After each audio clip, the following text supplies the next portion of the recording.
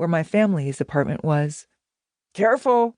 he yelled in my direction as I gripped the metal railing and peered over the edge at the tiny cars and people below. He stood on the gravel, his eyes squinting behind his large-framed glasses, his long legs making him seem as tall as the surrounding buildings. "Come over here and let me take a photo of you." Other times we stood together, looking west toward the Hudson River, catching a glimpse of New Jersey, the city buzzing, honking below us, the wind whipping my hair and dancing around our two bodies. I like to think that in these moments we were both happy, pretending to fly over the city like a superhero and the girl he rescued. 1. It all began in New York, 1913 and 1981. Daddy Joe once told me that he came close to never being born. "My mother tried to get rid of me," he said with a laugh.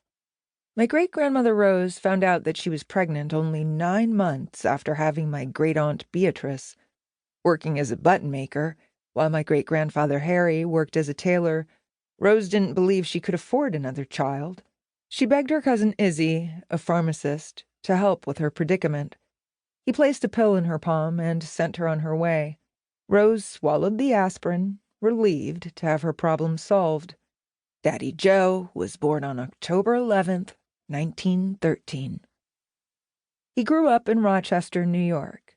His father, Harry, came from Leeds, England, on the other side of the Atlantic. He had a lot of family in Rochester, one of them a cousin named Jaime. Jaime was tall and handsome, a ladies' man. Harry wrote Jaime Simon on Daddy Joe's birth certificate without Rose knowing. She couldn't read English, only her native Russian and Yiddish.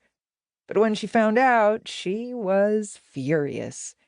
She wanted Daddy Joe to be named Joseph, after her brother. Even though she got her way, his birth certificate was never changed. He was always legally, secretly, Jaime.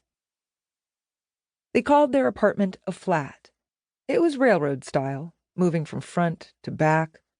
The front of the apartment served as Harry's tailor shop, with windows only in a few rooms. On Sundays, after Rose and Harry were done with the newspaper, they handed over the comic strips to Daddy Joe and his sister, Beatrice. The two of them laid out the pages on the floor of the apartment's front room where, because it was used as Harry's shop, they enjoyed the modern luxury of electric lights. Rochester was a city of manufacturers, including Eastman Kodak, the photography company, and Bausch and Lomb, the optical conglomerate. In an effort to contribute income to the family, a 14-year-old Daddy Joe sold newspapers on street corners, in front of the Kodak building, and in the Bausch and Lomb lobby for 2 cents each.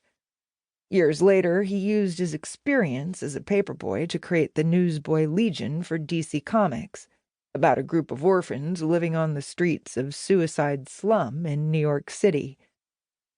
As a child, Daddy Joe knew only Rochester, but saw many other places in the movies, including Broadway and the Big Apple.